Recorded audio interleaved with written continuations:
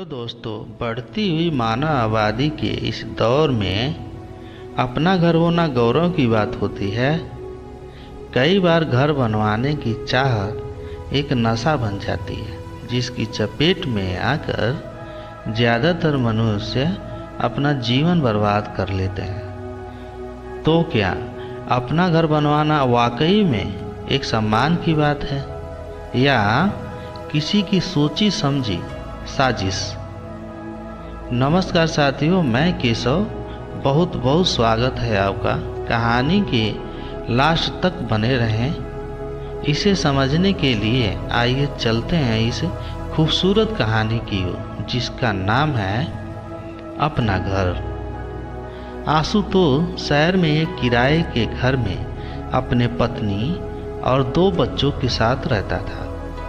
वह एक निजी कंपनी में लिपि के तौर पर कार्यरत था। कई साल नौकरी करने के बाद आशुतोष ने थोड़े बहुत पैसे जोड़े थे, जिनसे वह अपना घर खरीदना चाहता था। आशुतोष एक दिन अपनी पत्नी और बच्चों के साथ एक मकान देखने जाता है। उसे मकान बहुत अच्छा लगता है, लेकिन मकान की कीमत सुनते ही वह मना कर देता है।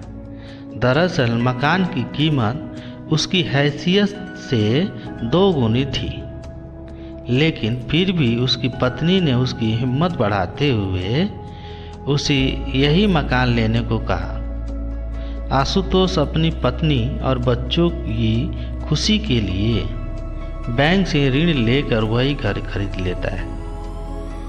घर खरीदते ही आशुतोष की हैसियत उसके परिवार और समाज में बढ़ जाती है।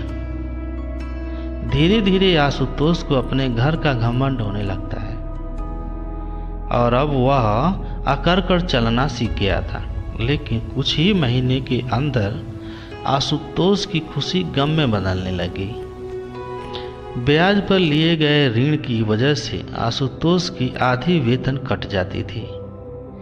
शुरू में तो आशुतोष को इसका कोई फर्क नहीं पड़ा, लेकिन जैसे ही खर्चे बढ़ने लगे तो उसे अपनी आर्थिक स्थिति की चिंता सताने लगी।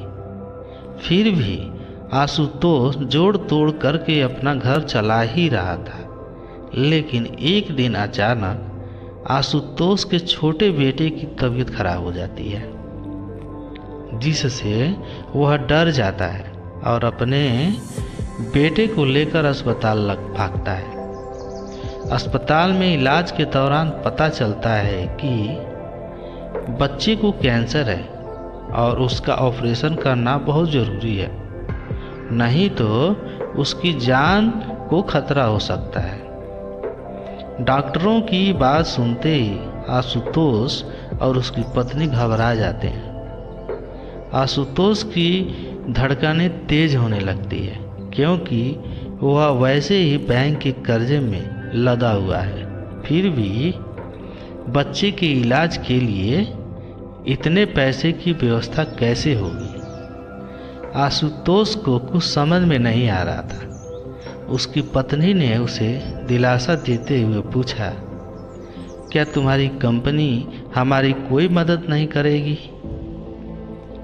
आशुतोष ने कहा, हम पहले ही कर्ज ले चुके हैं, बैंक हमें दोबारा कर्ज नहीं देगा। इतना कहकर आशुतोष अपने कुछ दोस्तों और रिश्तेदारों के पास मदद के लिए पहुंचता है, लेकिन वहां भी उसे निराशा ही हाथ लगती है। आशुतोष बुरी तरह टूट चुका था। उसे समझ में ही नहीं आ रहा था कि वह क्या करे कि सारी मुसीबतों से उसका पीछा छूट जाए।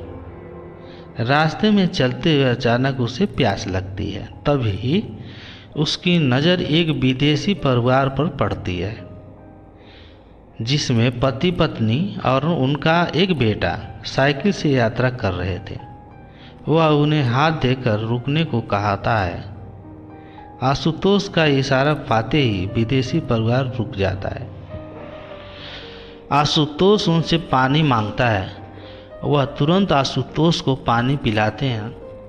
विदेशी परिवार लंबे समय से कई देशों की यात्रा कर रहा था, इसीलिए उन्हें कई भाषाओं का अच्छा ज्ञान हो चुका था।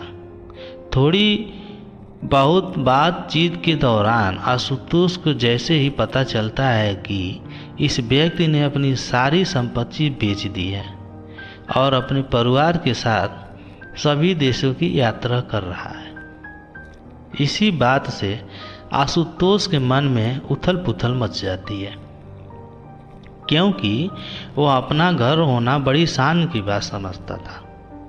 आशुतोष को लगता है आखिर कैसे कोई अपना सब कुछ बेचकर खुश हो सकता है।